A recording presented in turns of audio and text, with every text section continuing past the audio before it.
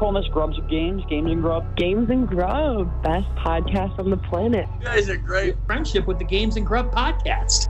It's Games and Grub with your host, Brian Gallagher. Hey, we know Brian Gallagher. Gallagher has trained for months and months for this moment.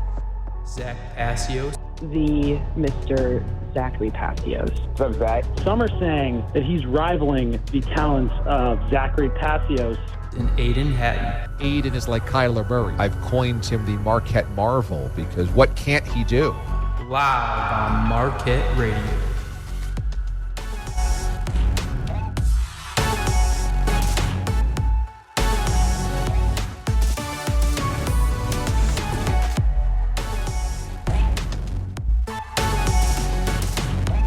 That's right, live from the Marquette Radio Studios, Milwaukee, Wisconsin. It is Radio's Restaurant, the saloon of sports talk, from the diner booth to the radio booth. Games and Grub right here on MUR. We've got you for the next 90 minutes. We've got a great show for you. I'm alongside my regular co-host, Brian Gallagher. How we doing today? Doing great, and we'll introduce our guest host in just a minute. But first, we want to keep it a little bit of a surprise. Like I said, we've got a great show coming up for you. We've got a great guest coming up a little less than an hour from now. He is the co-owner of Vennture Brew Company, a spot that I know Zach Passios and I are very fond of, and we're going to get you there, Brian, within the next day, week, month, year, whatever it takes. Jake Rohde, co-owner of Vennture Brew, will join us at 11:20 a.m. Central, 11:20 a.m.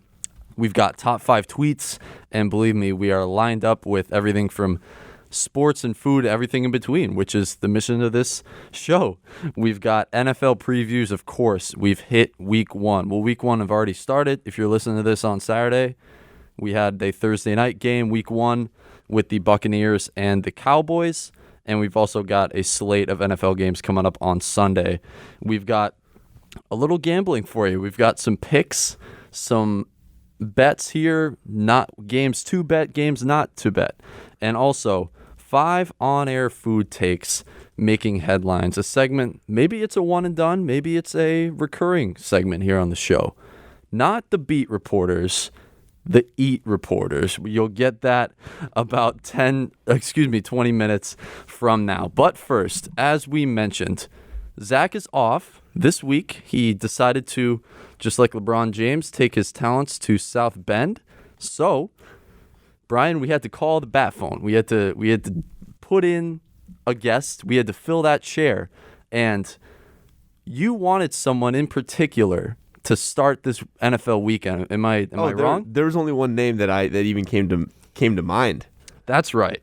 So, to introduce said guest, we're going to play an impromptu edition of 10 questions. We haven't played 10 questions, Brian, since when? Since last year. Since last year, yeah. We haven't played. First time this year. We have not played in the longest time. So, Brian Gallagher, we are going to play an impromptu edition of 10 questions. Start it off. All right. So, guest, you can turn your mic on. First question, what is your name? My name is William. Oh, you got to talk in the mic, sorry. Oh, sorry about that. My name is William Nelson. Happy to be here. Woo! So Willie Nelson, our longtime friend and avid football fan, joins us this morning. Willie, this is Off the Script. How you doing? Not too bad. How are you doing this morning? I'm doing awesome. I know Brian is very excited. And that is a true story, by the way. We get to Monday, I think. We know Zach's going to be out this upcoming week. And Brian says, fire up the bat phone. We got to call Willie because it's NFL Week 1. So I know Brian's very happy to have you. I'm happy to have you. And Games and Grub is happy to have you as well. So, Willie, let's get to know you a little bit. We're going to hit a buzzer after each question. So, you got the first question right. Number 2. Where are you from? And as a result, who are your teams? I'm from the northwest suburbs of Chicago, so you know, I'm a Bears fan. That's definitely my strongest loyalty. I'd say Bulls, but also going to school here, I'm becoming a pretty big Bucks fan as well. I know you have a storied background with the Bucks. Your dad actually it's closer for you to drive to Bucks games than it is Bulls games, correct? Not closer, but it's faster. Faster. Allstate Arena, the parking is terrible, but here at least you can pull right off the highway and go straight to the Fiserv. Well, and that Chicago suburb traffic is just 24/7. Can't escape it. Yeah, it's definitely not good, especially when something like a Bulls game is going on. Yep. Absolutely. That's so fascinating to me that I shouldn't say closer, but it's actually faster, which, again, just blows my mind. Yeah. So, Dad always says he could stay to the last buzzer at a Bucks game and leave and make it back at the same time as if he left like midway through the fourth at the Bulls. that is unbelievable. So, correct again. Hey, we know Brian Gallagher. Number 3. How do you know the Games and Grub crew? Yeah, where did we all meet? We go way back. I'm sure you guys have heard about their dog, Humphrey. Oh, yeah. Promptly named after where we all met at Humphrey Hall, freshman year dorms. They lived across the hall from me and another guest you might have met, Joro, and actually with Zach as well, unfortunately. That's true. So we were actually just talking before we got on air today. If you remember our frequent shout-outs to Radio Joe Rowe, our Marquette Radio colleague, he's actually up in Madrid right now, so you're not hearing. If you're an avid Marquette Radio listener, you got Sports, SPORTS, coming up at 1:30 p.m. this afternoon. But one thing you're missing since freshman year is Radio Joro. And Brian is actually the owner of a Radio Joro t-shirt, which is highly coveted in the streets. Oh, yeah. Those things are like limited edition vintage merchandise. I'm keeping that t-shirt until I die. Until you die. There we go. All right, Willie, correct again.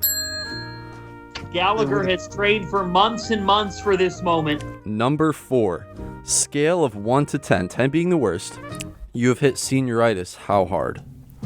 I give myself like a 3 right now. It's only been a week. Okay. I gotta give it some more time to kick in here, but I'm sure Okay. I'm sure it will be there. I'll send that one to Brian as well. Brian? Senioritis, yeah, I would say it's about a 3, but like the 5-week forecast, couple weeks looking ahead, it's gonna keep hitting hard. I think 3 is the correct answer right now for all of us. We're only 2 weeks in. If anything, Games and Grub is keeping me grounded to get some actual work done. So we are all correct, boys. Friendship with the Games and Grub podcast. Number 5. True or false, Willie? Business is the most difficult college at Marquette. That's false. There's no question about it. Business is so general, bro. Like if we're gonna throw like a general out there, maybe I'll throw like biochem or something like that. Yeah, Okay. biological sciences and engineering. All right. Like business, you could always just, I don't know, like Show up. yeah, you could do the bare minimum and get through it, you know. 100%. You might not find a job, but like I love it. not most difficult, especially if you play your cards right. Yeah. As 3 of us in this room, all business students, we can all attest to that. So, let's move on. Number 6. We get to these next 5. I want to make it a little bit more personal. Getting to know Willie Nelson. Again, he is our co-host this morning here at Games and Grub. What is your dog's name?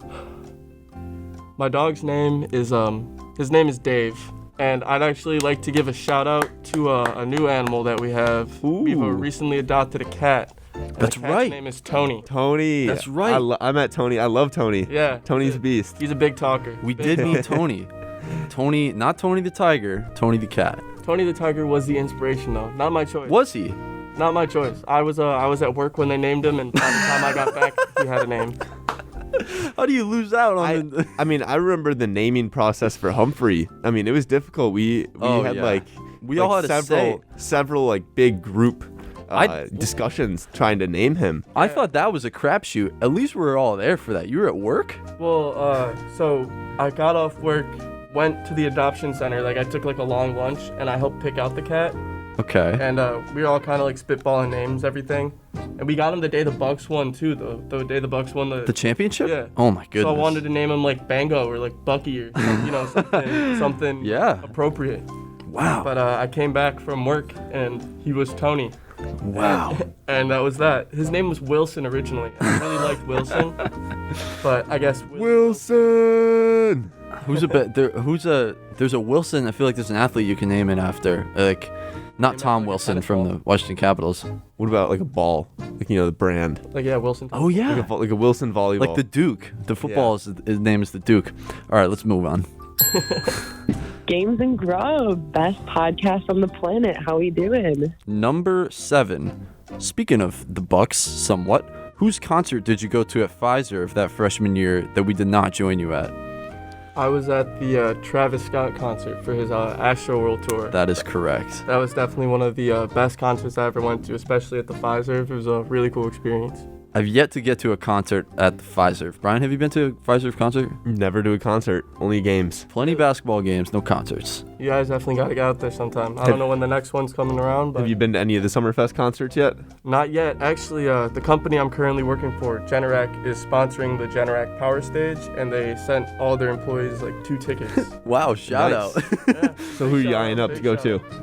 What? Who are you eyeing up to go to? I don't know, but I got 2 tickets, so I got to get down there soon. Boom, boom. Okay. All right. Shout out.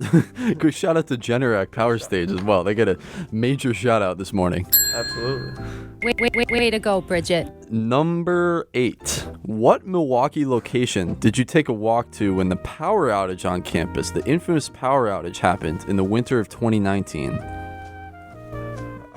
This one I remember like the back of my hand. I went to the Bronze Fawns. The Bronze Fawns. I actually went to the Bronze Fawns twice that day. It just got better the more I went, honestly. So power outage, we remember this vividly because it was the winter of 2019. We were all locked up. Well, Not locked up. I mean, but infamous It is was the perfect word for this power outage. because we had literally nothing. We sound like such, Gen Zers, but we had nothing to do. Zero. And I think it was just, we had all had a semester under our belt, but at the same time, we had gotten to know each other by that point. We were like, what do we do? Exactly. It was a tough situation to wrap your head around for sure. Anarchy, no rules for at least like 2 hours. Somebody got stuck in the elevator. I remember that. I mean, things were going haywire. Poor kid had Zach Passios trying to show off for Molly outside. Oh my goodness. Just trying to talk to him and like talk him off the ledge or whatever. Not a day we want to remember. All right, let's move on. I had a great time, honestly. Aidan is like Kyler Murray. Number 9. Whose towel did you and Zach Passios acquire, the aforementioned Zachary Passios, for your dorm room after attending his game, and he threw you guys his towel on the way to the tunnel? The wording in the question was definitely great. It was his game, and that him is Pat Connaughton. That is He was correct. the star out there for sure that day. So the background on this one is, again, freshman year, the first ever game at Pfizer, not the opening night, the first preseason game, we all attended. And of course, Zach has said many times on these radio airwaves, he is a huge Pat Connaughton fan. I don't know if there's a bigger Pat Connaughton fan outside of maybe like his mother and his father than Zach Passios. His cousins too. Yeah. Who gave him who bought the jersey for him at the charity event with the signed autograph and everything. But Zach has a storied history with Pat Connaughton, and not that it started here at this game, which Willie was at as well, but the legend of the connection individually between Zachary Passios and Pat Connaughton, you could argue, started. And honestly, since then, that towel has had a Hall of Fame beer cleaning career. That's what I was gonna say. It's like, I Hall don't of know if you Fame. guys still have that towel in service, but I know course. that thing got used. I think we still have that one, and then we have a newer Gatorade towel. That's true. Also from Pat Connaughton? No, that one was from the old gym. Thank you, whoever left that there. We have a storied history, and we can talk about it because we are drinking age. And we're going to get into one of our Eat Reporters stories has a little bit to do with drinking, which I want to talk about a little bit coming up later in the show. But until then, let's get to number 9. Way to go, Bridget. Excuse me, number 10. What did you dress up for Halloween last year? You know, I actually had 2 costumes, and I'm very proud of both of them. I spent like about a total of $20. One of them was a Ninja Turtle. Okay. The shell. I thought, green t-shirt was pretty cool. And the second one was I was a ceiling fan. Like I was like a fan of the ceiling. I bought like a foam finger. That was the one I wrote ceiling fan on my t-shirt. That was the one I was fishing for. Yeah. I saw it on Halloween night, and I said ceiling fan. is the most creative thing anyone's ever done? I've had this idea for like 2 years, and I just needed to actually to follow through and do it. Those are the best costumes, just like the stupidly simple ones. The stupid wordplay. You guys know me. I'm a huge pun guy. My 2K character, his name is still Pete Za. Like stuff like that. That's just like the kind of stuff that gets me. Wow. Well, you're a man after my own heart as well, because there's a drop on the show that we play, again from Damon Amendolara, that says he loves sports, food, and wordplay, clearly, which is how I got my start with the DA show. Another story for another day. And that's what this show is all about. We're going to have Eat reporters coming up. We got top 5 tweets, which I guess is a wordplay. And this whole segment, 10 questions, is, I guess, full of wordplay as well. You guys are great. And that concludes your edition of Getting to Know Willie Nelson, 10 questions. Welcome to the show. Way to go, Thanks for having me, Bridget. guys. All right, 414-288-7091. You want to hit us up on any of those topics. If you want to get to know Willie, 414-288-7091 as well. You can get at us on Twitter and Instagram as well, at GrubMUR. That's at GrubMUR. And we've got lots to get to this morning. It is NFL Week 1. It is the beginning of football season, Week 2 in college football. And we're going to have Jake Rohde join us as well at 20 past next hour as well. If you're listening on the East Coast, that would be 12:20 and 11:20 Central Time. Boys, it's time to get into a segment that we've teased enough, and a segment that I've become very fond of in the last week or so. And we're going to get into the best of Twitter this week. First, our friend, Matthew Paquier. The best of Twitter this week. It's Games and Grub's top 5 tweets. All right, let's start with number 5 this week on the top 5 tweets. And it comes to us from my boss and former Games and Grub guest, Sean Morash, on CBS Sports Radio. What do we call this? That same soundbite from Sean Morash, what are we calling this, Grubs and Games, Games and Grub, is now lives in Games and Grub infamy because he did not know what the show that he was calling into was named. What do we call this? So, Grubs and Games, Games and Grub. But Morash tweeted during Thursday night's game, quote, Chris Collinsworth's son looks like Frank Caliendo doing Chris Collinsworth. What do we call this? Grubs and Games, Games and Grub? Boys, I actually love this because it's spot on. Because you see Jack Collinsworth going out on camera, and look, I'm not going to sit here and give the lazy take that Jack Collinsworth doesn't deserve it, that this, that, and the other thing. He's a decent broadcaster. And the bigger story, I think, is Drew Brees, actually.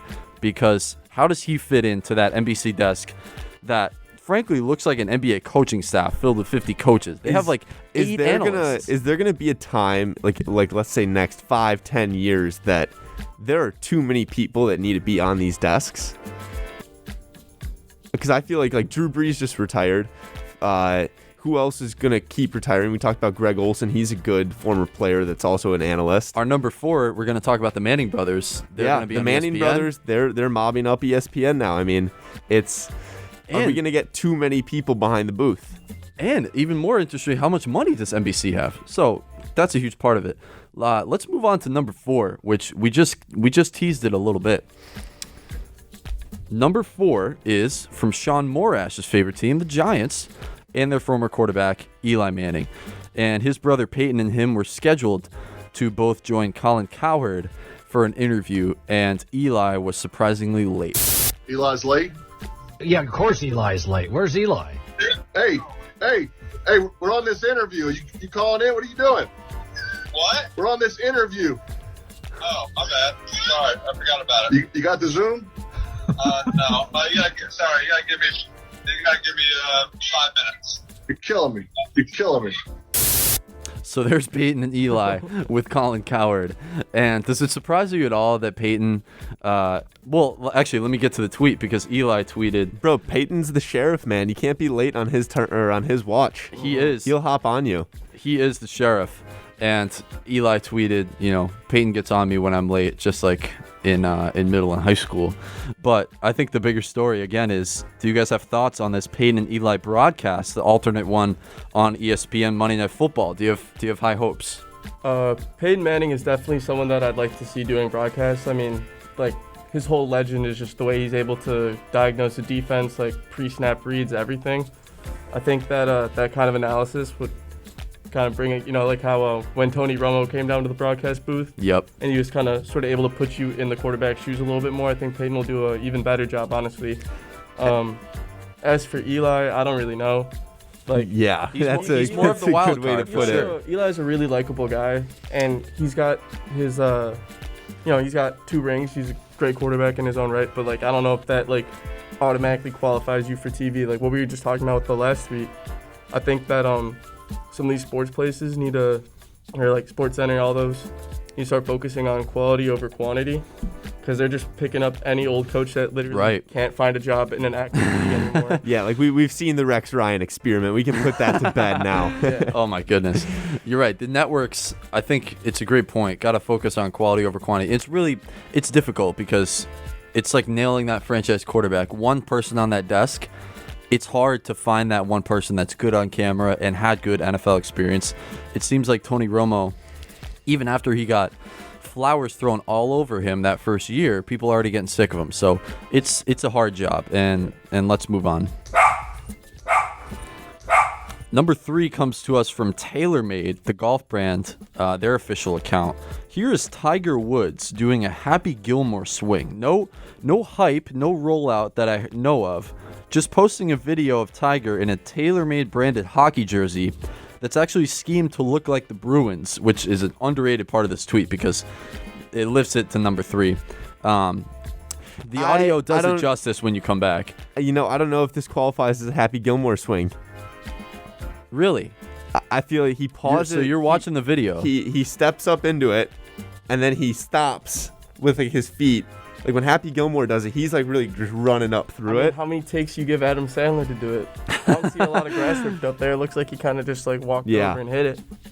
No, it's still impressive. I mean, I can't do it. I can't hit a golf ball normally, but I was going to say, I don't care if this is before or after the accident. Tiger is back. I mean, you see this, and the jersey, to me, just wraps it all up in a bow. The jersey looks nice. It's unbelievable.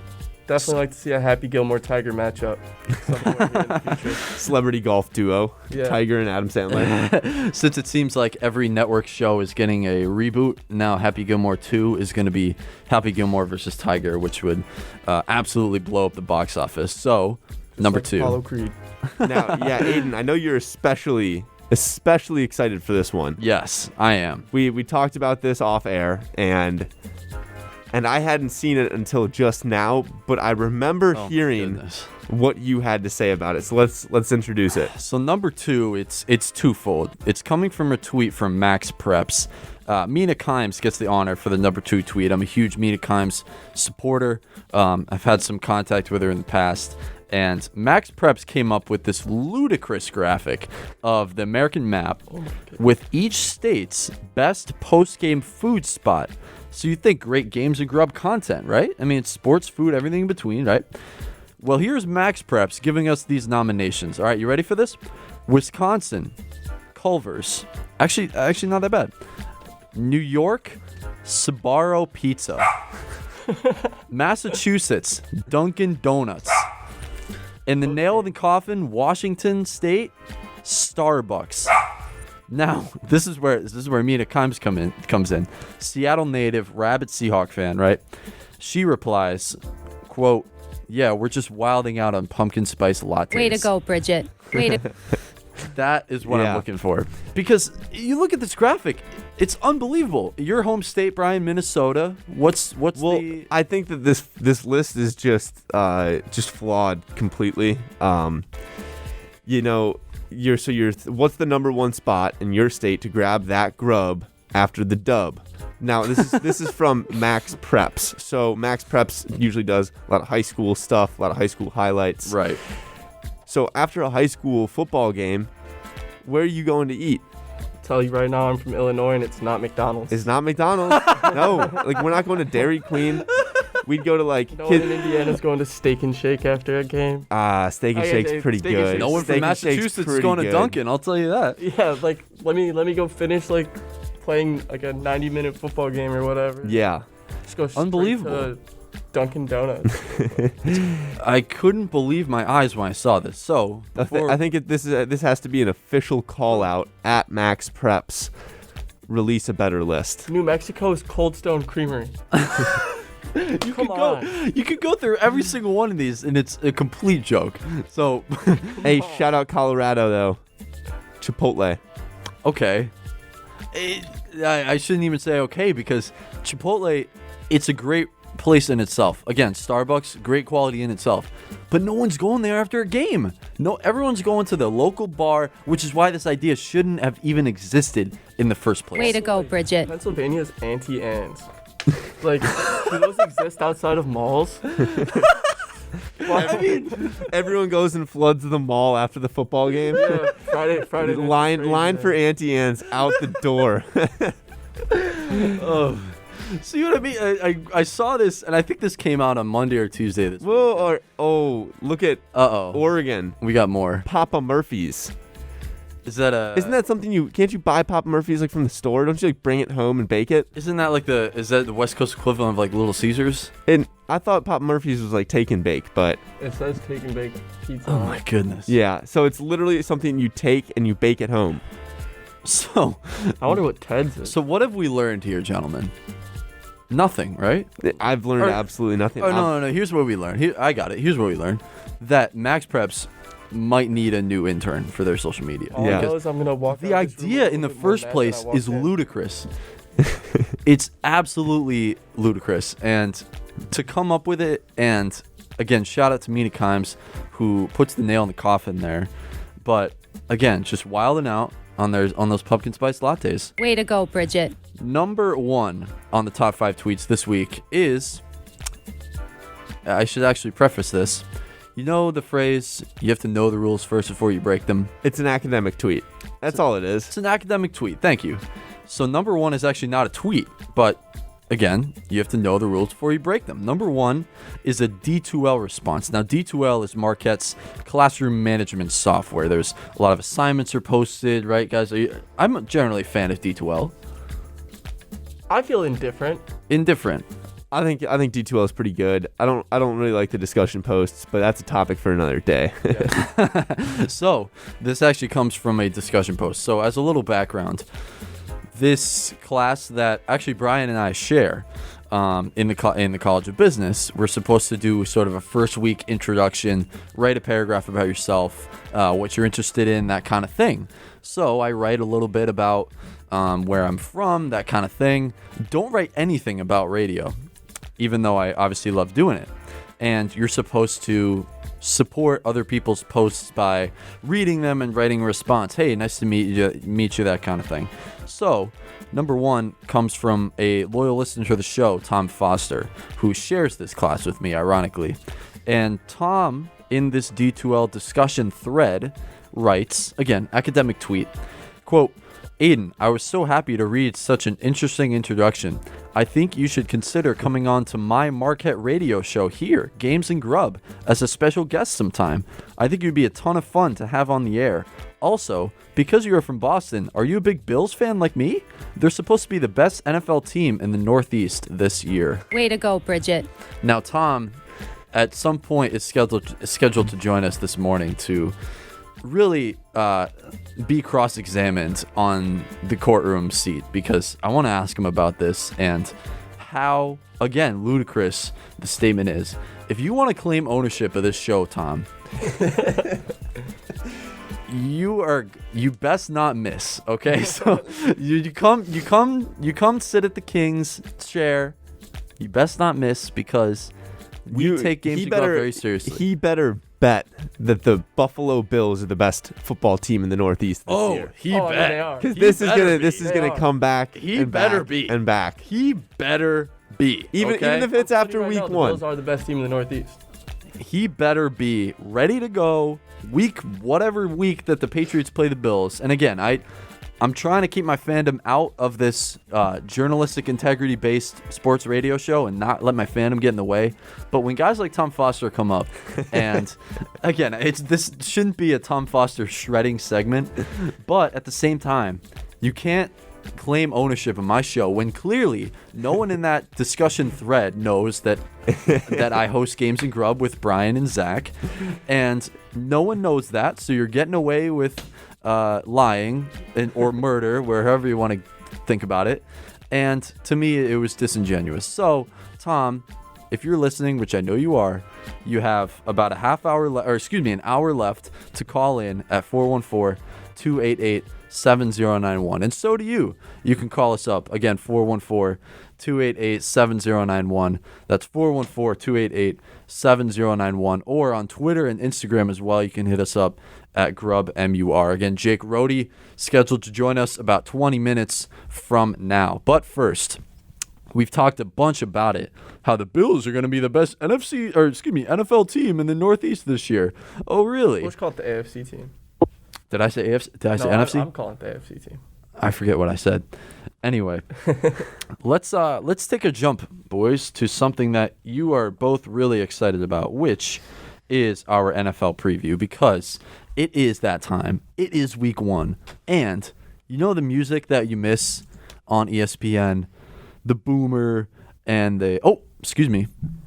I was going to segue right into our next segment, but we have a caller on the air who we've missed for a while. Spoiler alert, it's not Tom Foster, but he's a Games and Grub fan, and he might be a little upset when someone else claims ownership of Games and Grub. So, caller, you're on the air. Aidan, welcome back. It's Uncle Chris's, boys. How we doing? What's up, guys? First of all, sorry I missed calling in for show 1 last week. As I sent to you, I had a lot going on. I heard you were throwing a big rager, got a keg and everything. We blew through a sixth of a keg in about 3 or 4 hours. We moved on to we had to make a beer run. We had multiple bottles of wine and other stuff, so it was quite an event. It was quite an event. You sound like you're back in college. And first of all, before we go anything further, happy late birthday, because I wanted to wish you a happy birthday on the air, but like you said, we missed you. So hope it was a great birthday. Yep. It was awesome. And it kicked off our outdoor viewing football season, since we now have an outdoor TV on the deck, and a couple of my friends also have some outdoor TV set up. So we'll be doing that again later today at a friend's house. So it's all good. Perfect. All good. What do you got? Well, it being 9/11, I'm in a bit of a reflective mood. So I'll just do a little bit of a shout out to all the people that were affected by that, which, I don't know if your dad has ever shared the story of the local Westfield High School legend Dan Trant, but he passed away that day too. He was it's a pretty famous story. He was the last guy drafted in, I'm going to say 82 or 83, when the NBA used to have 12 rounds, and he was the last guy picked by the Celtics. And he made it through rookie camp. I remember the story was he just wanted to get through rookie camp and be able to play with Bird on the same court, and he did. So, unfortunately, he passed away on 9/11. So that's right. Thinking about that a little bit. I was just going to say, we were going to end the show with it, but we might as well get into it now. Today is the 20th anniversary of September 11th, the attacks back in 2001, and all of us, particularly from the Northeast, felt it. I know Uncle Chris was even closer than I was to the situation, and obviously old enough to recognize what was going on. And we remember all those who obviously lost their lives and all those who were affected by those tragic attacks. Yep. So well said. I don't know. I'm looking at college football today. You guys have any good insights on any of the college football games? Couple big ones: Iowa, Iowa State. Michigan, Washington. Any good thoughts? I got to start putting, some stuff on my DraftKings account. So yeah, let's move into some lighter topics. The big game today is, and if you're listening on Saturday, the big game today is the Iowa caucus. Iowa State. the battle in Ames. It is in Iowa State, and it's the first, you could argue it's the biggest Iowa caucus game ever because it features two teams in the top 10. Number 9, the Cyclones, and number 10, the Hawkeyes, the annual Cy-Hawk game. So in this game, I actually like Iowa. If you're in a gambling mood, I'd take Iowa here because they absolutely throttled Indiana last week, a team with a good quarterback behind them in Michael Penix Jr. I know Iowa State comes in with Matt Campbell's leadership, but I'm high on Iowa after week 1, Uncle Chris, if you're looking for a little bit of gambling advice. And I think Iowa State is what, laying 4? Something like that? It is something like that. We'll look up the line actually while you're talking. And then you also have Ohio State, Oregon, which will be interesting as well. Yeah, that's on right now. That's early in the first quarter. Yeah. Oh, okay. Let's get those outdoor TVs set up. Yeah, well, I had to do some painting this morning for Indiana, so I got to do some of that stuff first. And then what about Washington, Michigan? What's Michigan like this year? What's their story this year, you think? Well, besides the fact that Harbaugh can never win a big game to save his life. I think we can all agree on that. I think the storyline with this game is Washington last week had maybe the worst loss in the entire country to FCS Montana, and they scored 7 points the entire game, Uncle Chris, against an FCS team. Who is that? Which is Washington. Oh my God. They were a ranked team, Willie, against an FCS unranked team, Montana, and lost the games. They scored 7 points. 7. And now they're gonna go to the big house and beat Michigan? I don't see it. Do you know what the line is on that one, I wonder? You're killing me. We're doing this. Can't imagine research. Vegas is being too kind to the Washington Huskies today. Cannot imagine. Yeah. Kind of like Buffalo at Nebraska, or Buffalo in the Buffalo-Nebraska game. I don't know where it's being played. All right, so the line right now, Uncle Chris, is Iowa State 4.5, and then Michigan 6.5. 6.5 in the big house? Yes. Something's wrong with that line. Because if you think about it, right, if they're playing at home and Washington lost to Montana and everything else, you would think the line would be bigger. You'd think. So something's a little smelly on that. Washington, something's a little smelly on that line. I think they're giving Washington a little sympathy because they were a ranked team last week. Obviously, it didn't look like it against Montana. And Michigan comes in that sort of others receiving votes category. And it should be somewhat, I think they're thinking it would be a closer game than expected. Yeah. All right. Fair enough. And I like Buffalo in the Buffalo-Nebraska game, and I say that because the guy's house I'm going over to later is a Buffalo alum, so we're big Buffalo fans, right? So I don't even know what the line is, but that's what we'll be watching. There'll be all these other games on, and he'll have the Buffalo game on because he went to Buffalo. There we go. So I don't know. Yep. Well, stay tuned. Pats roll this week. Pats roll. Okay. High on Mac Jones? Yeah, absolutely. Absolutely. Belichick's not an idiot when it comes to this stuff, right, guys? Yeah. He's not. Real quick. Yeah, I mean, yep, go ahead. No, I was going to say real quick, we got one last one before we let you go. One of your anonymous brothers just asked if you've ever seen Willie Nelson in concert. I have not. I had intended during the Outlaw Country Music Festival, and I was going to try to make up the story about how I was named after him, but I never got the opportunity to get that really that word up. Uncle Chris, have you ever seen Willie Nelson in concert? I have not. I have had the opportunity, and I turned it down. And I'm not sure why, because he is quite a legend, but I don't know that the guy can really sing much anymore, all right? Let alone, like, put together a coherent sentence. So, yeah, he's pretty old, is right. And so am I. And that's why I got to get back and, take a nap because I've been working so hard. So enjoy your day, guys. Good to talk to you. And, hey, Aidan, start working on Uncle's weekend, buddy. Oh, all right. We're talking about the plans are in the works. We don't want to disappoint.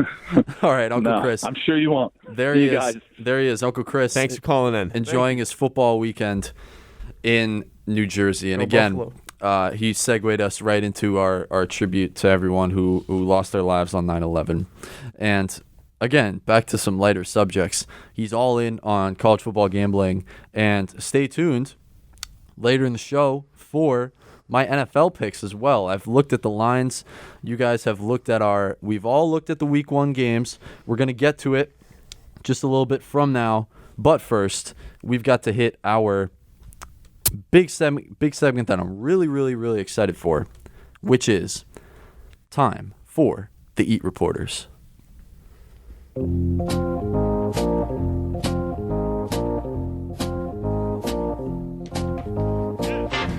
All right, so here's a little background. I was in the Odyssey Sports New York newsroom just 2 weeks ago down in Hudson Square. And in that 2-week span, things fell apart. And here are the top 5 reasons why. The sports and food, like we all say, they go together in perfect harmony, which we teach to you every week on the show. But at the same time, 5 different sports personalities on air made headlines in these last 2 weeks for some unique food reasons, which I want to get into in the mainstream, okay? So here's number 1. Giants head coach Joe Judge on Boomer and Geo on WFAN giving us his death row meal. Let's play the clip. Yeah, well, death row meal. What are you going with? A death row meal? Oh, shoot. Mugshots Cheeseburgers. That's a chain that's down south. It's on this Hawaiian bread. They do a great job. Definitely a milkshake with it right there. Look, I'm going to make sure that, they got some cleanup after they, flip the switch. So there's Joe Judge, head coach of the New York Giants. And to me, do we trust Joe Judge to be a creative play caller? Because cheeseburger milkshake sounds like the stereotypical. But it was a specific chain. So okay, I'll give him that. I think until we try that specific cheeseburger and that specific milkshake, the jury's still out. In the background on that, Joe Judge used to coach down south at Mississippi State, and that was somebody did the research. That's where Mugshots is, down in Mississippi. My only concern was cheeseburger milkshake. It sounds like the stereotypical death row meal. The Giants have a dynamic, unique offense with Saquon Barkley returning, and really a quarterback in Daniel Jones that needs a spark. He doesn't need the status quo. And to me, that's Games and Grub to a T. Next. Games and Grub. So number 2 comes to us from Andrew Bogish on CBS Sports Radio. Again, these 2 stations both in the Odyssey Sports New York newsroom, telling the story of a charter jet guest. This is a big part of the story. Charter jet guest putting ice cream in his coffee. Let's play the clip. People in our group wanted coffee. I wanted milk with their coffee. And there was no milk to be had at the restaurant and at the stadium, and even asking for milk for coffee seemed to be a rare question in these parts. I'm in Nebraska, and then a guy resorted to actually taking a spoonful of vanilla ice cream and dropping it in his coffee to substitute milk.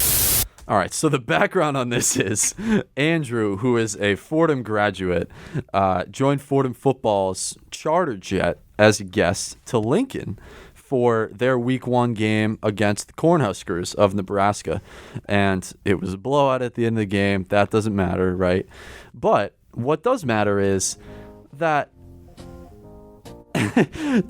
that Fordham alumni was without milk, right, for coffee. No one had milk. And went with ice cream? You can't go with ice cream. You know how we say some guys have too much money? I've actually done that. That guy needs to look in the mirror. You've done this? So I was in Mexico over the summer. We were at like the Hard Rock at Riviera Maya, and there was this French restaurant, I guess. And me and my girlfriend were there. We were having our dinner, and afterwards, it was like one of those all-inclusive places. So they're like kind of putting food in your face all the time, kind of like trying to get you to eat more and everything.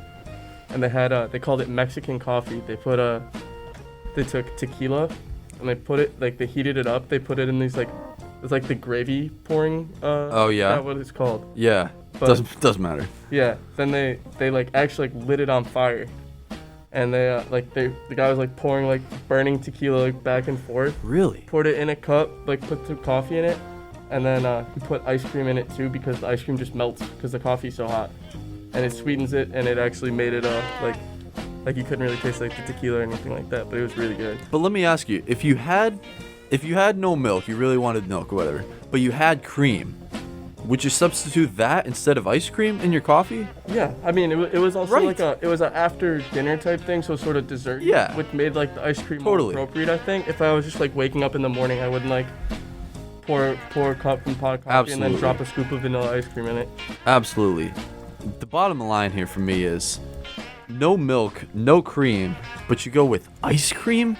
Next. Games and Grub. Number 3 comes to us from Craig Carton on WFAN. So we went from The Fan back to CBS, now we're going back to The Fan.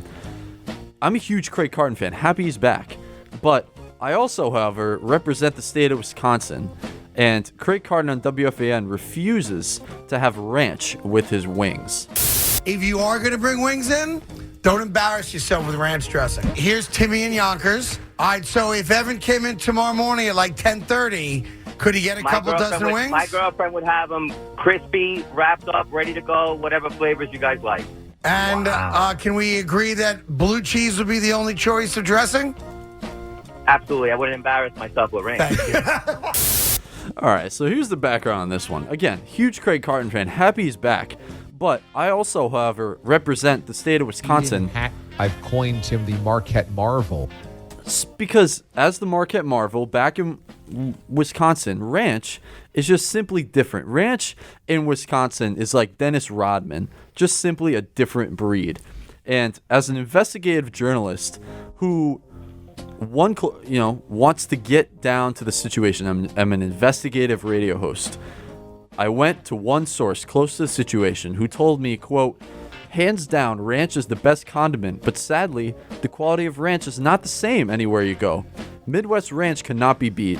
Maybe it's living in the Dairyland capital of the world, maybe it's because my neighbors are cows, or maybe it's just because the Midwest is the best. Who knows? But ranch outside of Wisconsin is just not the same. In Wisconsin, it's the right amount of creamy, a perfect consistency, and enough flavor to make any food pop.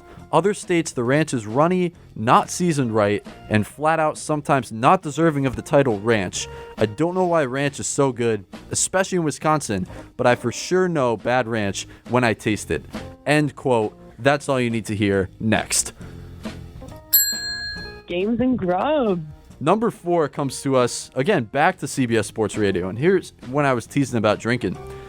Damon Amendolara on CBS Sports Radio condemning hard seltzer. Let's play the clip. I have 2 bottles that were just gifted to me of this peanut butter whiskey, which has taken the world by storm. Why can't you guys just drink regular whiskey like real men?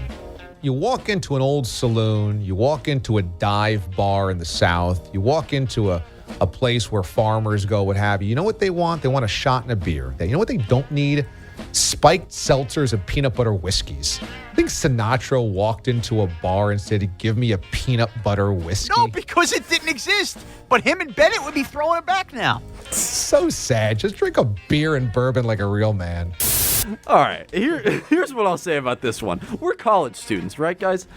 Prime time in your life, just because we turned 21, for drinking and having some fun with friends, right? We just talked about cleaning up beer everywhere, all that.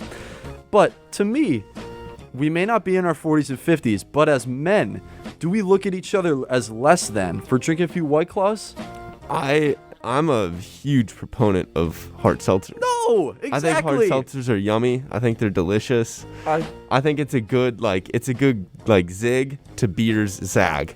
So it's like I don't need to be drinking beer a whole night. I also don't need to be drinking seltzers a whole night. I might judge an exclusive seltzer drinker. Like I know a couple people that are like they're men. They just refuse to drink like a beer, and they will only drink seltzers.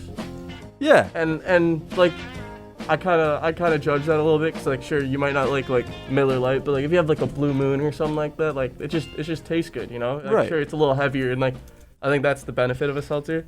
Is they just feel like absolutely lighter.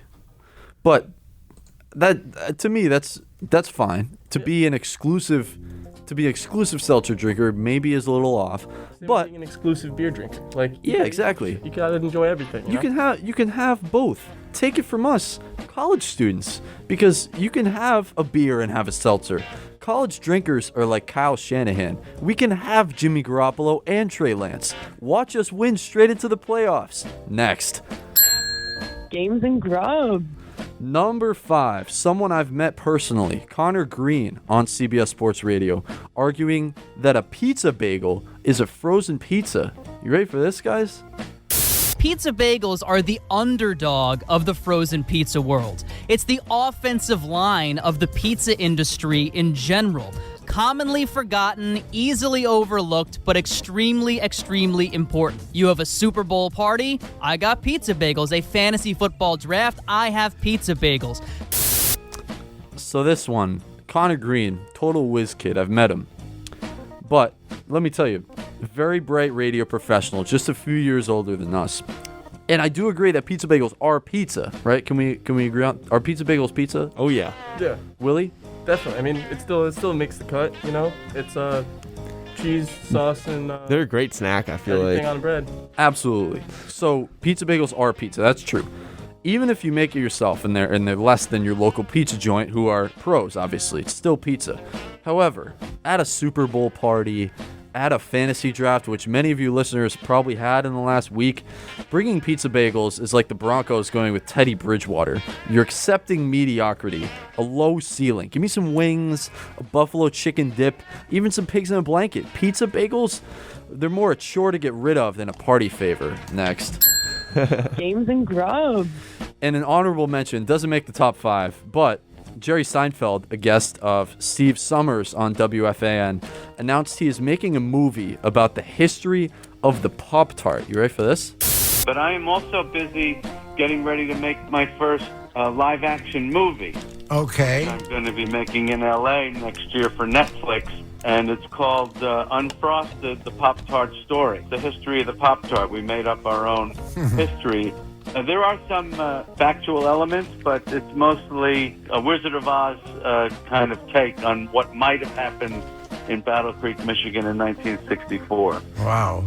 Well, I know you did a movie with the bees. Yeah, I did a movie, but that was a cartoon movie. This is a live-action movie. Right. So, the movie about the bees gets me every time. So Steve Summers, he's the schmoozer. He's an all-time FAN legend, and he's one of the most noticeable New York sportscasters of all time. But his friendship with Seinfeld is now repaired. But as an avid golfer, guys, I often find myself in the middle of the sand trap. Seinfeld, however, is falling into the Sandler trap, because he's taking all of Netflix's money for trash movies. Guys, a Pop-Tart movie? What kind of idea is this? Well, I was a little bit more suspect about it before they mentioned that it was supposed to be kind of like comedic. Yeah. So now I got a little higher hope. A little high hopes. But Brian, are you excited for a Pop-Tart history movie by Jerry Seinfeld? We're gonna have to wait and see. It's hard to tell from here. So. At least it's on Netflix. You don't got to pay to go see it. Exactly. So Unfrosted, the Pop-Tart Story. Adam Sandler, as I mentioned, he signed his Netflix deal and made classics like Hubie Halloween, Murder Mystery. These are absolute classics on the radio, TV and Netflix movie game, right? But that's the equivalent of Unfrosted, the Pop-Tart Story for me. Seinfeld, to me, has signed over to Netflix he made his comedians in cars getting coffee, his new stand-up sets, but we've now fallen to Pop-Tart live action. Come on. Netflix just keeps missing. Netflix, they got to pick up their game if they're doing Pop-Tart history movies. And that, my friends, is the Eat Reporters. 414-288-7091. That's 414-288-7091. We're going to get to our NFL previews right afterwards. But first, our next guest is joining us on the line right now. And to introduce him, I've set up a little bit of a intro to a Milwaukee Coffee type deluxe edition, because if you followed my own project personally, Milwaukee Coffee Reimagine Brew City, I sat down with 10 owners of 10 local coffee shops for this summer's edition, and you can catch that out at wherever podcasts are available. Just search Milwaukee Coffee. And we have another guest on the line who will bring us another edition, a 11th edition, if you will, of Milwaukee Coffee. And let's introduce him right now and get into a new Milwaukee Coffee segment. Thank you, Aidan. You're awesome. I'm Aidan Hatton. Now, the only reason I get called awesome from Colin Whitcomb is that I love supporting his local coffee spot, and many others. A thought came to me a while ago that the time Milwaukeeans find themselves living in is the perfect time to support and spread awareness of local business. Milwaukee was ranked embarrassingly low in National Coffee City rankings in 2020, and I was explaining my disappointment of this on my show, Games and Grub, when a caller pushed me over the edge to do this idea. Your coffee thing, Aidan, you got to get in touch with the people that are the coffee in Milwaukee and say, what's going on. That's what you should do. Right? That's a great idea. You could be the guy. I want to know what the outcome is. But I think this is an opportunity for you to become the voice of Milwaukee coffee. There you go. So here we are, 10 interviews with the faces of 10 all locally owned coffee shops, and all of them give a unique perspective on the industry, Milwaukee's perception around the country, and some societal issues that come to light through their daily work with coffee. I hope this series teaches that the nickname Brew City means much more than just beer. The voice of Milwaukee coffee. I invite you to join me on that original initiative of supporting Milwaukee coffee as we explore the city so near and dear to my heart through the lens of its beautiful, purposeful, and diverse coffee shops. This is Milwaukee Coffee, Reimagine Brew City.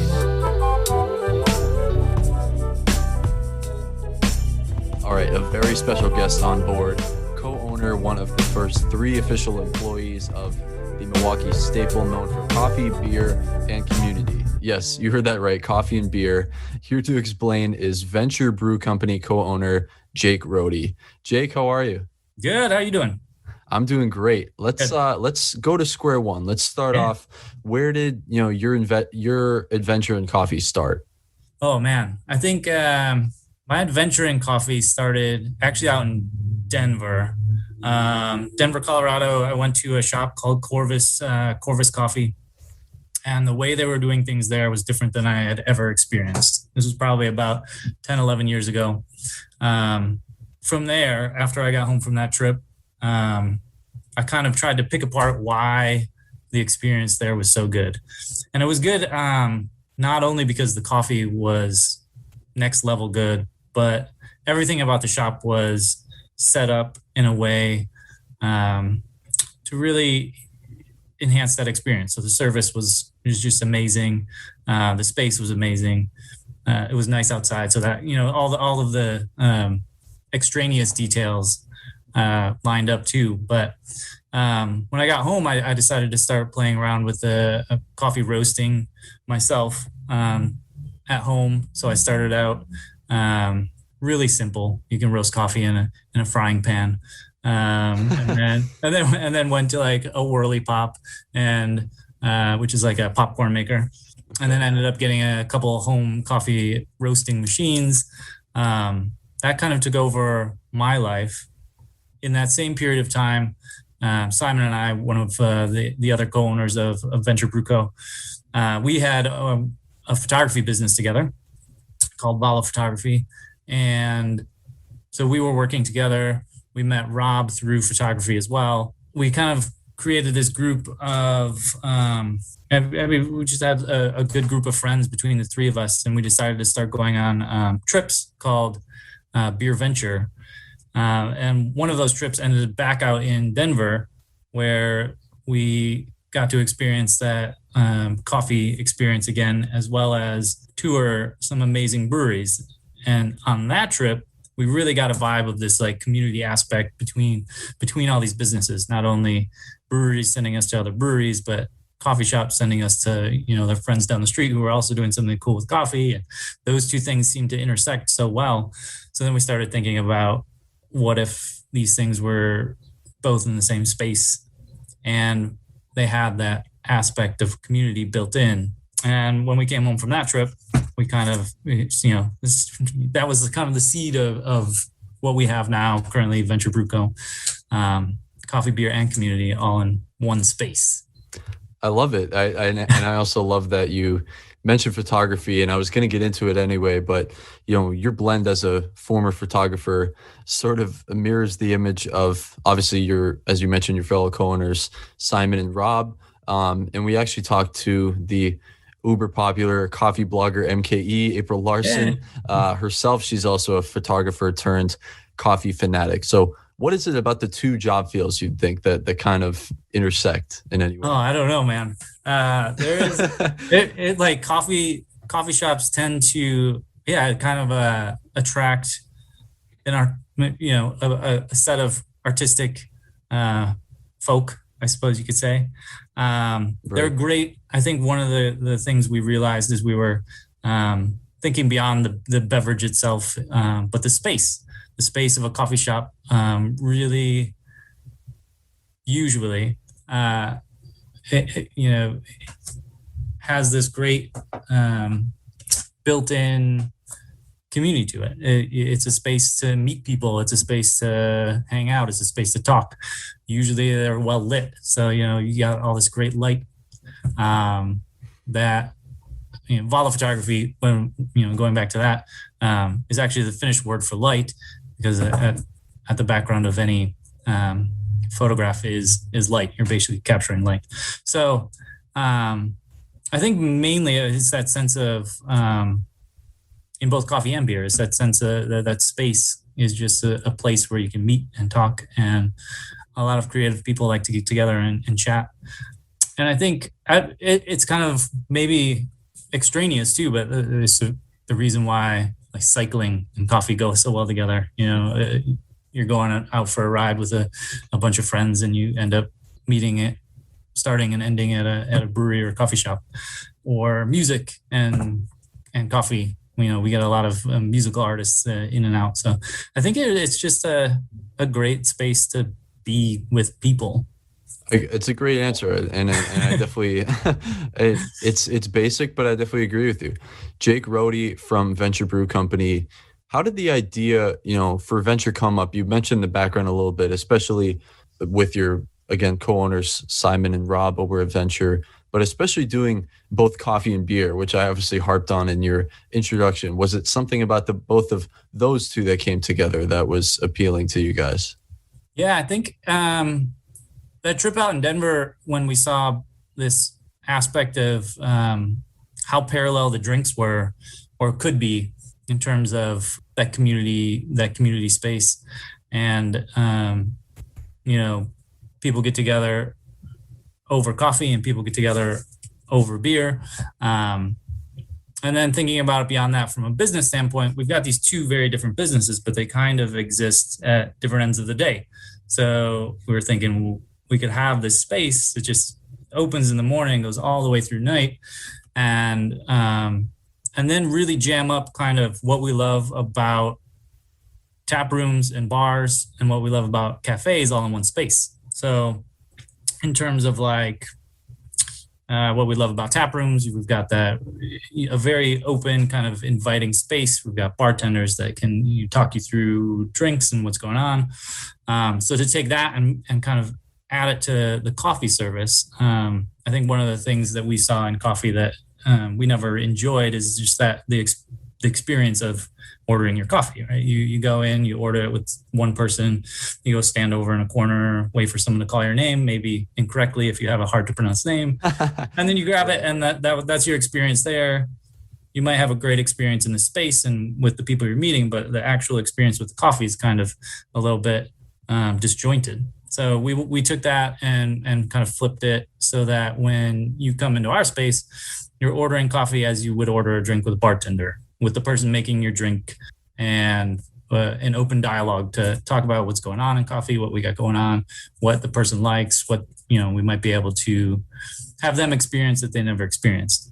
And then on the flip side, what we love about cafes is the environment where, if you have some work to do, you can set up a laptop in the corner, be by yourself and not feel too weird about it. But if you got to do that at night where and you don't necessarily want coffee, where are you going to do that? You can still come to our space. A lot of people do have a beer or, have a tea and hang out and still feel comfortable. There'll be in any one night at our space, there will be, 3 people on laptops and, 4 groups of people all chatting. And it seems very natural in the space. I know you just mentioned it a little bit about different types of customers that you experience throughout your day. What can a sort of first-time customer expect from your shop in the morning and at night? Oh yeah, I think it all depends on what's going on at the time. So we try to just roll with the day. So a lot of times we have like third shift nurses come in the morning, and if they're the only ones there, we can play a little bit more end of the day in the morning type of thing. If it's really busy to go, we kind of keep the flow going pretty quickly, but still open up to conversation. And having the bar for both coffee and beer service helps too, because someone can sit down and wait till we have a second to talk to them.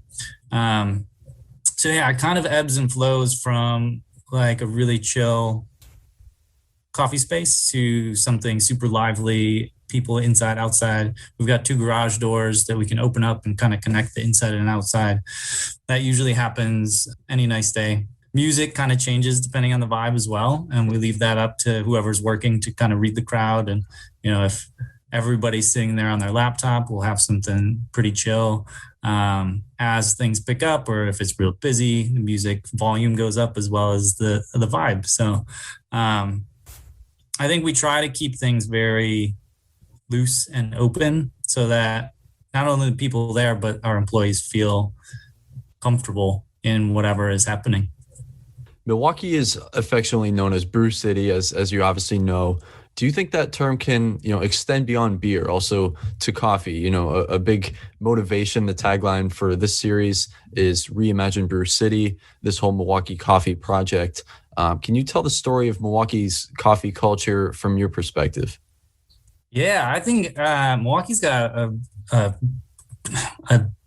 really fine coffee scene going on. Everything from big companies to small ones like us.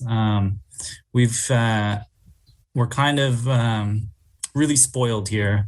And I noticed that every time I go on vacation somewhere and I'm looking for, a place to stay that's close to the best coffee I can find, sometimes it's really hard. In Milwaukee, you can land just about anywhere and find a really good cup of coffee. I think Brew City definitely could include coffee and beer. The history, I don't think, is in Milwaukee is quite as deep as beer, going back to the Miller days. But we've got companies like Altera, who turned into Collectivo, who've been around for 25, 30 years. That's a long time. And I think they've really kind of paved the way for smaller places to not only exist, but succeed. As more people know about good coffee, there's more people who drink good coffee. So I know one of the questions we always get is, or one of the questions we did get when we were thinking about opening is like, don't you think the coffee scene here is, saturated? And I think we're not even close to that yet. And new places are popping up all the time. So it's the same in the beer world, rising tides lift all boats, right? So the more people who know about good things and the more people who are tasting good things, the more people are drinking good things. All right. Well, Jake, we got 3 rapid fire questions to wrap up. Are you ready? I'm ready. You sound like it. All right. Number 1, any future plans for your shop as the pandemic subsides? Hopefully, anything to tease? Oh man, we're focusing right now just on this summer. We were able to make it through the pandemic.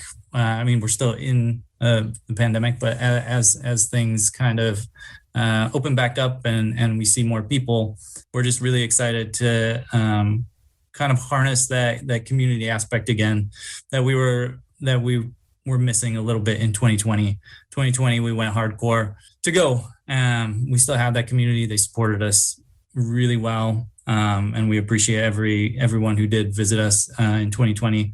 And we hope to show them how much we appreciate them this year. We're going to have a 3-year anniversary party that is going to be pretty awesome because we missed our 2-year anniversary party last year. So we'll have some special stuff there. We just had a beer release for the Donut Don, where we connected with local donut place Cranky Owls. We created a pastry stout for that. And the party there was just like a little prequel of what this summer might be. And we're kind of focused on that and excited. How about number 2, favorite drink on your menu? Ooh, a favorite drink on my menu right now is our Coke and Spro. So it's a Coca-Cola with espresso, bitter cube orange bitters, a little twist of orange. I think it really is like summer in a glass. It's the espresso and the bitters kind of cut that sweetness of the Coke down, and you get just really strong cola and coffee vibe. And that's my drink right now. I have had one. It is amazing. Yeah. And last but not least, Jake Rohde. Any shout outs, things we didn't get to that you want to, address and comment on? Oh man, I guess shout out to all the great coffee in Milwaukee. There you go. All the people who paved the way so that we could exist, and all the people who are opening now. I'm super stoked for Ryan. He's bringing his place from Door County down here. They should be opening. I'm not sure exactly when, but Discourse Coffee. They'll be opening here. I think that'll be one of the newest spots in town, and I'm super stoked there. Ryan over at Interval, he's killing it. Really love that place. But yeah, I shout out to coffee. A great wrapping up point. And he is the co-owner of Vennture Brew Company. Go see them on North Avenue, a great spot. I mentioned I tasted the Coca Spro already, and it has my stamp of approval. Jake, thanks so much. Thank you. Sure thing. Jake Rohde joining us this morning right here on Games and Grub. Great interview, and again, great spot to go visit on North Avenue. But before we get any further, you can call us up on any of these topics that we've hit this morning, 414-288-7091. Again, 414-288-7091. Or on Twitter and Instagram as well, at GrubMUR. But time to get to our NFL previews, which we've backed up enough. We want to get Jake Rohde in. And again, thanks to Vennture Brew for having Jake as well. But it's time for something that we brought Willie on for, to preview week 1 of the NFL. Football is back. Don't you miss this music? Oh, yeah. All right. Every time. So Willie, the great producer that he is, sent along this week, once he knew he was going to be co-hosting on Games and Grub, a great site by the name of 538, which is headed by the statistician Nate Silver. And they've done a lot of great statistician-type articles and programs, especially around the NFL. In week 1, they go into percentage chance to win for each week 1 game. And we are going to tackle each game right here on Games and Grub. And I'm going to toss to you guys, Brian and Willie, because I know you guys are ready to go head-to-head, tete-a-tete, mano-a-mano. First, are we ready? Early games. Are we ready? I'm ready. Ready. Let's go. Cardinals at Titans. 538 gives this a 66% chance to win for Tennessee. Guys, what do you see? I go 90% Tennessee. Yeah, I went the same thing. I just think Tennessee's almost a mortal lock here. I think the Cardinals have a lot of hype behind their team, but I don't know if I've actually seen it. Yeah. I don't buy into the Kyler Murray hype quite yet. They didn't really do anything to improve their running backs or their line. And I think Chandler Jones just left their defense, too. I don't know what team he's on now. Yeah, J.J. Watt was a good pickup, but he's not what he used to be. J.J. Watt was like 50 years old. Yeah, 50 years old, 50 back surgeries. Exactly. Titans, you're at Titans. We're both on Titans here as well, Brian and Zach. Next, Jaguars at Texans. Trevor Lawrence's first game officially in the NFL, guys. The Texans, I mean, they seem like the dumpster fire, the garbage of this year's NFL season. 100%. But we don't know until the season starts. So I want to say Jaguars are going to win, but I'm not as confident in the Jaguars winning as I am in like the Titans winning. So I still think the Jaguars are going to win, but less confident. You're going. I got 75% chance of Jaguars win on this one for sure. I mean, the Texans are coming out after not knowing who their quarterback is for an entire summer with Tyrod Taylor who a doctor literally stuck with the needle last year so that Justin Herbert would play instead of him. So if that's the rep you got coming into it, I gotta give it to the number 1 overall pick rookie. Wholeheartedly agree. That's a great spot about Tyra Taylor. Doesn't everyone forget that he just had like a freak injury because of a team doctor, and then Justin Herbert became Rookie of the Year? Isn't that the funniest thing? Anyway, sorry, Tyrod. Or Tyrod, however you want to say it. Speaking of those Chargers, that's the next game they got on the road at Washington. The football team, for one more year, will be their nickname. Guys, how do you see this playing out? This one's pretty tough actually, but even though it's in Washington, I got to give this one to the Chargers. People forget how good of a defense they have when they're all healthy, and guys like Derwin James are going to be back out there. Washington's their defense is fantastic. They did a lot of good stuff to keep the same unit out there as last year. But the only issue is that at the end of the day, you still got Fitzpatrick coming out there with I guess Terry McLaurin is really good, and Antonio Gibson's looking like he'll take the jump. I think, yes, it is still Ryan Fitzpatrick. I think we might get to see a little bit more Fitz magic this week. I'm thinking a good game from Ryan Fitzpatrick and a great game from that Washington football defense is going to lead them to a win at home. Okay. Next game, very close to Brian's heart. The Vikings going to Cincinnati against Joe Burrow and the Bengals, coming off his ACL injury. Brian, you're the biggest Vikings fan I know. What do you see? W's. We had a down year last year. We're coming back this year. We're coming back mean. We're coming back hungry. We got some good additions. We have some guys coming back from injury. I know I've said it before, but Anthony Barr, Eric Kendricks, those are 2 killer linebackers. They were both out for the majority last year. Got Patrick Peterson to kind of help our young corners and secondary come into their spot in the league. And as always, we got Harrison, the Hitman Smith, in playing safety too. So I think it's going to be a good game. I think the defense is going to really pop, and we'll see about the offense. It's all about the line. All about the line. You're really more confident in the defense than the offense? Oh, yeah. Wow. I think Mike Zimmer, after having a especially bad defensive year last year, for a defensive coach like him, is going to really want to set the tone in week 1.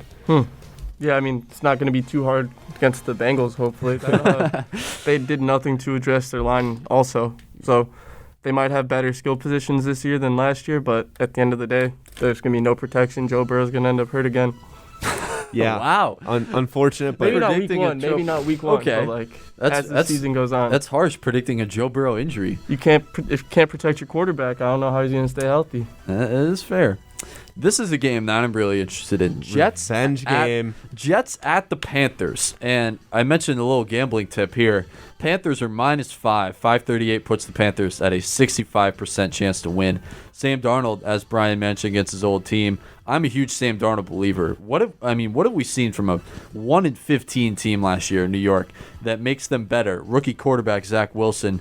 I think he'll face a steep mountain to succeed in this game, especially week 1. I'm taking the Panthers -5. I've heard all over the place that this Zach Wilson kid is the truth. The next Aaron Rodgers. Now, I don't know if I can believe that yet.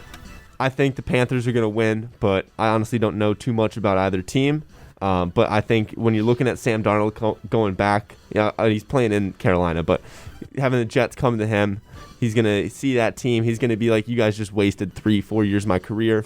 He's gonna tear him up because I think he does have that ability. I got to go against you guys here. I got the Jets winning this one. Really? Yes, sir. The Jets under head coach Robert Saleh or whatever. Yep. However you say his last name. I believe it's Salah. Salah. It's a lot of vowels. Yeah. Salah. But he makes winning defenses. He did it on the 49ers for years. I feel like he had another job before that where he was really successful as well. But the Jets have they've been accumulating draft capital like crazy, trading for players like crazy. Their middle linebackers, guys like C.J. Mosley, who could probably lock down Christian McCaffrey if it came down to it. Maybe not out of the backfield receiving, but he could stop him running on stretch plays.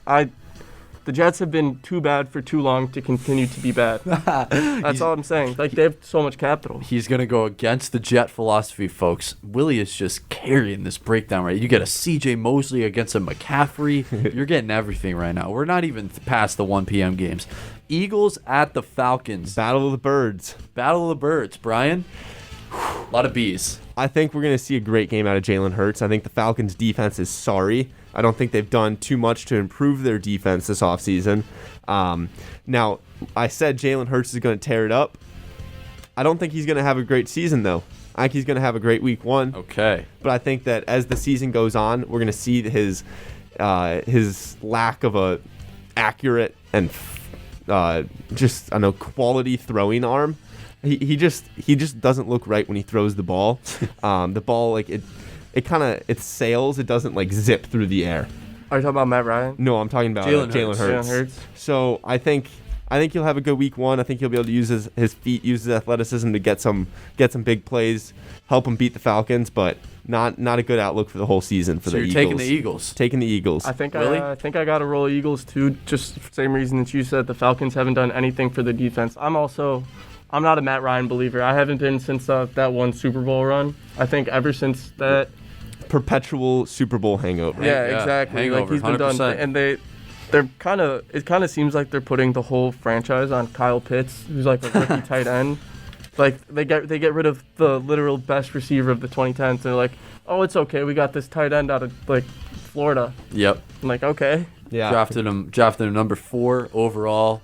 I'm a huge believer of Kyle Pitts, but at the same time, like even if he was a prime Gronk, how much of an impact would he make on that team? Exactly, because like he's not going to go out there and stop him every other time, and Matt Ryan's still going to have to try to get him the ball somehow. Mm-hmm. Yep. Plus, I'm really interested to see Devontae Smith. Or not Devontae. Yeah. Yes. Devontae Smith. 100%. Yeah, I feel like we didn't really see anything in the preseason, and I don't know if that's because they're treating him like an actual star player, or if it's because he just didn't make an impact. But we'll find out. Here is a game close to our Games and Grub hearts. The Bills, who we just mentioned at the top of the show, they're at home against the Steelers. Classic NFL retro type matchup. 2 longtime NFL franchises. 538's got this 72% to the Bills. Guys, do we see a Josh Allen reboot right back to normal, right where he picked off last year? Yes. Absolutely. 100%. Josh Allen has been tearing up the entire preseason. Since he's been drafted and since he's been playing for the Bills, every year they've kind of just emphasized the core around Josh Allen, emphasized the team around Josh Allen, and every year it seems like they're coming with something that they didn't have the previous year. You know, last year they had Stephon Diggs. Well, now they've had Stephon Diggs for a whole year. They know how he works with Josh Allen. They know how he works. Sanders too. They know how he works with the rest of the players. Emmanuel Sanders was a great addition. So I think the Bills are going to be a powerhouse this year. Back to the AFC Championship potentially. They're my AFC pick. I think AFC pick. I think the saying Chiefs, it right here. The Chiefs and the Browns are going to end up taking care of each other, and those teams always have a lot more like just high-profile injuries. I guess not so much the Chiefs, at least on offense, but. And I think, especially with the Bills, is you don't want to go to Orchard in January. You do not. No. So, you do not. So for them, they have kind of that direct, we need to win every single game, so we have home games in the postseason, because a home game in the postseason for them is that much more of a home field advantage than it is for a team with an indoor stadium or a team with any other stadium that's not in frickin' Buffalo with 2 feet of snow on the ground. Totally. Let's go to the Dome team, the Colts. Quite the opposite. They're at home against the Seahawks. 538, almost a 50-50 split. They're giving this 52% to Indy. Guys, what do you see? I gotta give it to Seattle. I do too. I gotta give it to Seattle. You guys are buying into Seattle? No, but I'm not buying into a team without a quarterback. Exactly. Isn't Carson Wentz playing? I thought he's out for like a couple weeks. He should be in this game. He really? actually got back to practice. Yeah. Frank Reich is his guy. We've all seen him succeed in that 2017 year with Philly. But until I see it, Carson Wentz was statistically the worst quarterback in football last year. And for him to come back, I get it, new team, new scenery, but Seattle is too good, even on the road, to not win this game tomorrow. That, and I mean, like, who's he throwing to still? Like, T.Y. Hilton's hurt. I don't know who there's a tight end like Jack Doyle or something like Mo that. Alley Cox still. Yeah, something like that.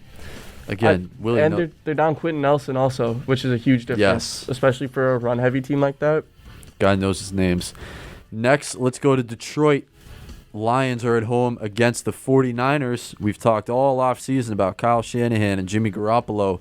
Trey Lance sitting right behind him, the number 3 pick. 538's got this at 66% to the Niners, guys. 100% Niners. Yeah, this is they're not going to lose even on the road. Hard to pick against the 49ers. You know, Kyle Shanahan has such a tight ship going on over there. Yep. They're good every year. Even when they're injured, they're good. Mhm. So there's two things that travel, and that's defense and a running game. And those are the two things that the Niners specialize in right now. Even with Trey Lance looking like he's going to be able to stretch the field pretty good once he takes the reins, whenever that is. Hot take alert. We start with the 425 games. This is potentially the game of the week. Browns at Chiefs, Baker Mayfield, Patrick Mahomes, 2 of the best young quarterbacks in the NFL. And Willie, off air, is giving us Cleveland, right, Willie? Absolutely. You think week one they're coming out hungrier than the Chiefs? That, and I think they got a better defense. All they've done is improve it. They don't have all the injuries from last year. Now it's Clowney and Garrett coming like screaming off the edge while you got, I forgot who their defensive tackle is, but he's pretty good too. There's not much they're going to be able to do. Wow. And the Chiefs' O-line got worse, which is something that people are not talking about. I think they got better because they traded I think it's different, so I think it's good. We're going to have to wait to see how the line ends up. If Kyle Long is still listed as their guard, he's going to be their guard for about 4 or 5 weeks. They did trade for Orlando Brown. They got Patrick Mahomes blindside.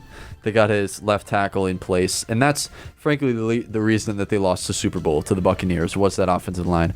538's got that at 68% to the Chiefs. Going on up to New York, the Giants at home against Denver. We just had Ryan Harris on last week. He was happy the Broncos put in Teddy Bridgewater as the starting quarterback. Guys, 538 has this as a 50-50 split. Wow. Yeah, I think it'll go for the Giants. I'm a big Danny Dimes guy. I think really? Saquon being healthy will help. Joe Judge, I think he brought some fresh energy to that team, and I just think that his death row meal. Yeah, you just gotta wait a little longer to see how he will actually affect the team. And I don't think last year was quite the best representation of that. I got to give it to the Broncos. They just got all the receivers in the world, all the young talent in the world. They brought in that. I think one of the backs out of Buffalo that was like really good from this last class to work with Gordon in the backfield. They got Patrick Surtain now on the defensive side. Also Kyle Fuller addition. And Bryce Callahan. They will be able to lock down these Giants receivers, and Danny Dimes will be running for his life. There we go. Again, down to 425. The Saints playing in Jacksonville, thanks to due to Hurricane Ida. Saints will be in Jacksonville playing a de facto, quote-unquote, at-home game against the Packers. Green Bay at 59%, according to 538. I've got this pegged as a win if you're gambling. Packers -4. The Saints have so many national TV games this year, and I don't know why. Jameis Winston, what has he proven as a starting QB? Aaron Rodgers always starts hot in week 1. He put up ungodly numbers last year in the first 3-4 weeks of the season. I expect the same thing for the Green Bay Packers. They're winning this game by at least a touchdown. Give me the Packers -4. I'm going upset. I'm going with the Saints. Really? Yeah, I think the Saints are a great regular season team. Obviously, we haven't seen it in the postseason for them because they haven't really had too many long runs in the postseason. But they have this team. They have Jameis Winston, who the last time we saw him being a starting quarterback, he threw 50 touchdowns. How many interceptions? Yeah. He did throw a lot of interceptions. Okay, but he did throw a lot of interceptions, and we just need to ignore that for just 1 second. He's also throwing like O.J. Howard, Mike Evans, and Chris Godwin, not Antonio Callaway. True. They only got Michael Thomas right now. Is it Michael Thomas out? Yep. He is on the PUP list. He won't be playing. And he's also beefing with the team. There's really bad locker room stuff going on there. We'll see. I don't know. I think Sean Payton will be creative using Jameis and Taysom Hill, and they'll be able to get some big explosive plays. I still think the Packers are losing this. Seems like Willie almost pushed you off the ledge with the Saints pick. What? Willie, how do you see this? It's Packers. I as much as I want the Packers to lose every game that they play ever, it's the Packers. Next game I got circled. Dolphins at the Patriots. 538's got this at the Patriots 57% chance to win. I actually like the Dolphins +3 here. The Dolphins last year were the playoff team, the de facto playoff team. And the opposite of honeymoon phase, Bill Belichick's new rosters always take time to grow and develop. I don't know what I'm going to see from Mac Jones as a starting quarterback the first week. I'm really nervous. And at this point, I actually really like the 49ers. Dolphins +3. Guys, what do you see in this one? We talked about our other short little quarterback friend out in Arizona, Kyler Murray. Boss baby. I think that I have way less confidence in Tua being a successful NFL quarterback than I do in Kyler Murray. I really, when I watched Dolphins games last year, I was severely unimpressed by Tua. So until he changes my mind about him and about the way he runs that team, I think that's mortal lock for the Patriots. I got him at 100%. Wow. Damn. I'm putting my chips on the pat. Mr. Nelson? I'm not as confident, but I'm giving the Patriots 90% on this one because, I mean, you got the defense and you got the coaching. Mac Jones in the preseason looks like he can pull a Brady and just nickel and dime his way down the field, maybe end up with a field goal. Maybe his running back gets in for a touchdown. There it is. But I don't know. I don't think you're going to beat the system. Well, there we go. Let's get to the 8:20 p.m. Eastern, 7:20 Central game. Oh, boy. I'm excited for this one. I'm excited for this one, too. Bears at the Rams. SoFi Stadium. First time they'll have fans in this brand new stadium. Willie is an avid Bears fan. I want to start with you. What do you see? What I see is the Rams most likely taking this, but I also just wouldn't count out the Bears. The Rams lost a lot of defensive starters this year. They lost one of their strong safeties, their second defensive tackle who gets no recognition because of Aaron Donald. And I don't know, I think just a couple other depth pieces. I don't think Matt Stafford is the be-all, end-all to save the Rams either. He's coming into a pretty similar situation that he had in Detroit, as he doesn't have a running game. He's got an older line, except for I guess the difference is this time he does have a defense. He has a coach, Sean McVay. Yeah, he does have a coach as well, but the Rams also played none of their starters during the preseason. So I think that this is going to be a rustier Rams team, and if the Bears can come out to a decent start, I think that they have a chance to take it. Actually, I was reading some article on like NFL Network or something, and the bold prediction of the week is that Andy Dalton goes 3 and out, throws a pick or something like that, gets benched at the half, and then Justin Fields. Oh, you Bears fans would love that. I love it. You would love that. No, that's a great hot take. You're wrong. Yeah. You're wrong. Great hot take. Best case scenario is that Justin Fields does not see the field this year, but that's just not going to happen. If everything went perfectly, agree. Andy Dalton would hold down the ship. You want Andy Dalton to play good.